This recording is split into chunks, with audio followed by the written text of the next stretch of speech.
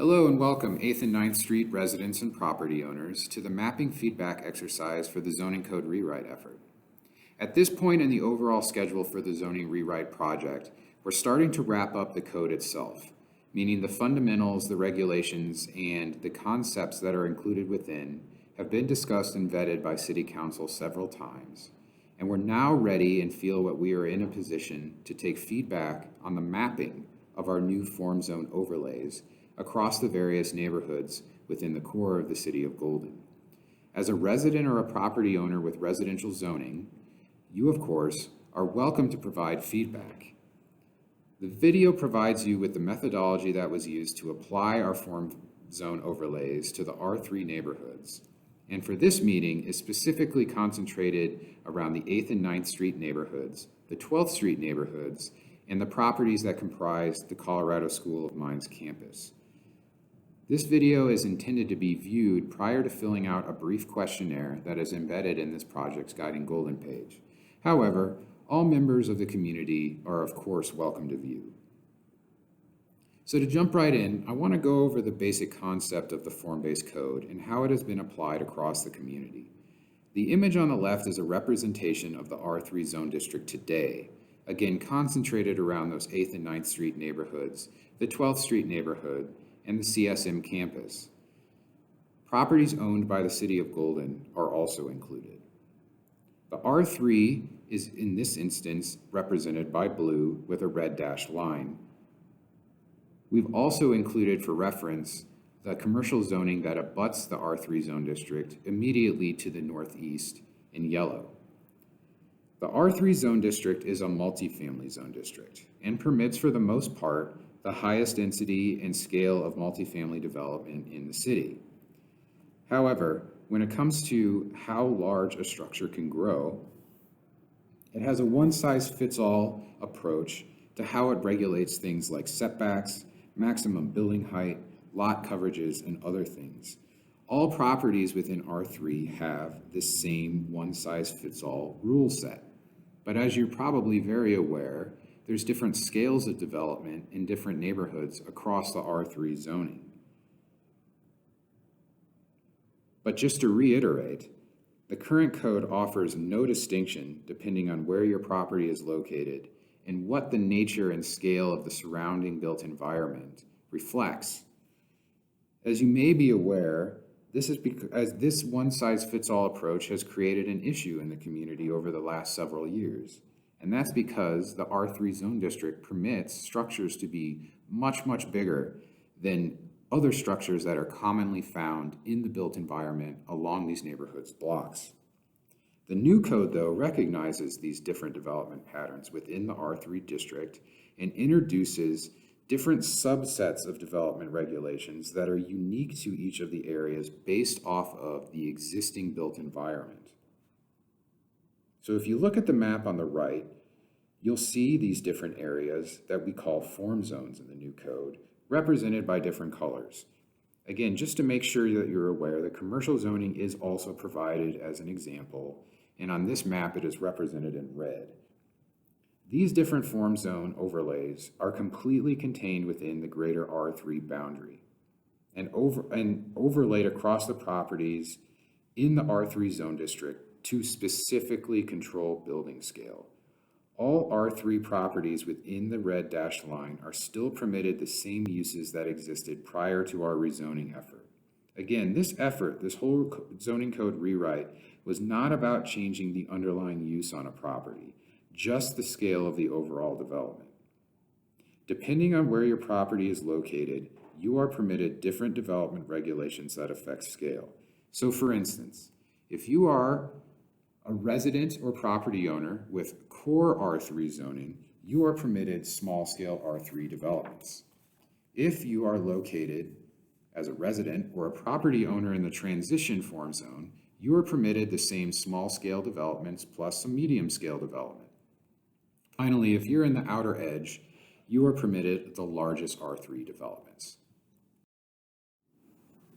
So because we're talking about mapping and collecting feedback on mapping, let's talk about the methodology of how these form zones were applied.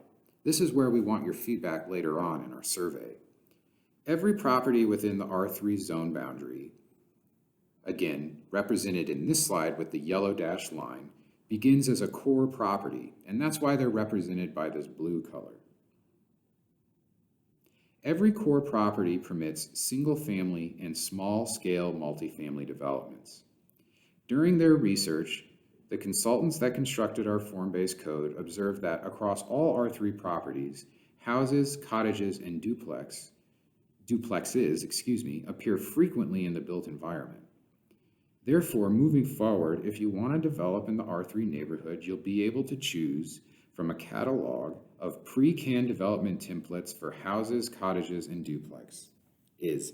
These pre-canned templates are called form types, and each has a uniquely tailored list of setbacks, and when I say setbacks, I mean building setbacks from the property lines, maximum building heights, maximum lot coverages, and for the first time, maximum building size, or a cap on the total fair square footage that a property development can grow to above ground. And the purpose of these uniquely tailored pre-canned development templates is to regenerate the types of development that exist in the neighborhood across the built environment. Also permitted, though, in core are compound and cluster developments that are comprised of a collection of very small cottages. No longer can an individual construct large-scale multifamily developments in the core of R3. If they want to go above a duplex in core, they have to divide the unit or the development into smaller separated structures. If you do want to deep dive onto form types, there's additional resources on this on this project's guiding golden page. So moving on, as I've stated, all properties within the neighborhood with core are permitted houses, cottages, duplexes, compounds, and clusters. When it comes to transition, you'll notice that the areas of the neighborhood that were previously the blue core have shrank to very specific blocks within the 8th and 9th Street neighborhood and the 12th Street neighborhood, and that the vast majority of the properties have been upgraded to this lighter teal shade of green, which identifies those properties as the transition form zone. Transition is applied to several areas of these neighborhoods based on the following circumstances.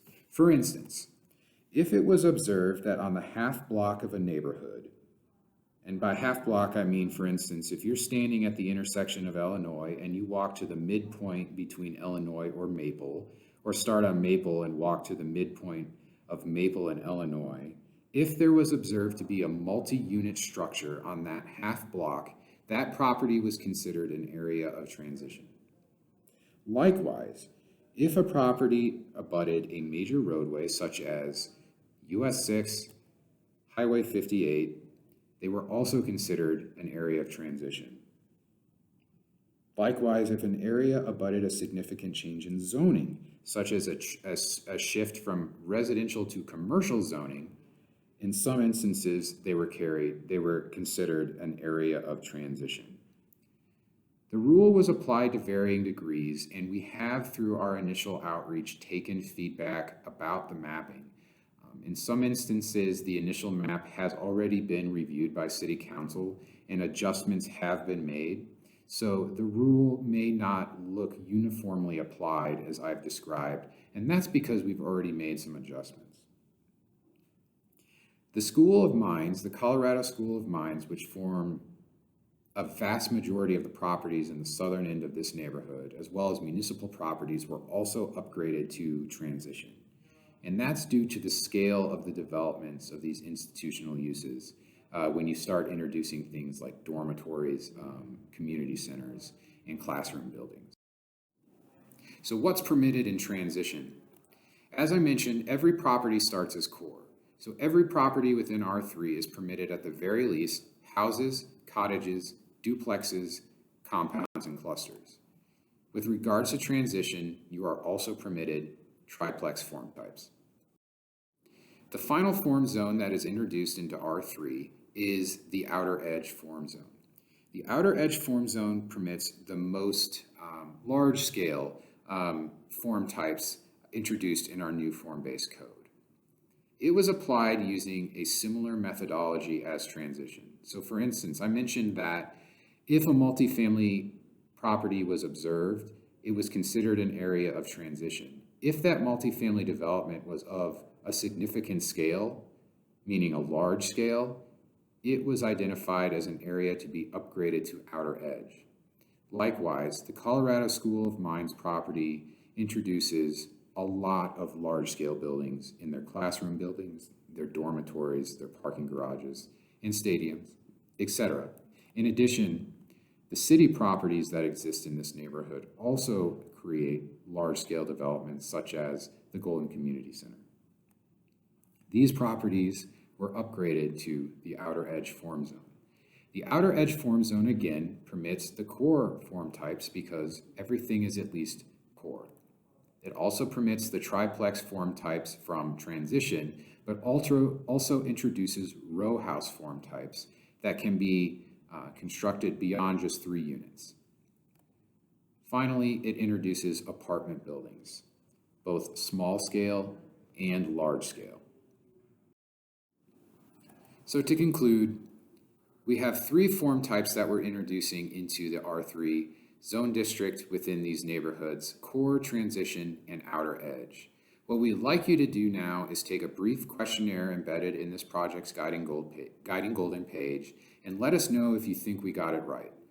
All comments are welcome, and you are allowed and encouraged to recommend form types that maybe permit more intensity of uses or a smaller intensity of uses. For instance, if you own a property on the corner of 9th Street and Arapahoe, you might see that you're labeled as an area of transition, but you think that based on the nature of the buildings that exist on your block, that should be core. That's a perfectly reasonable comment to leave.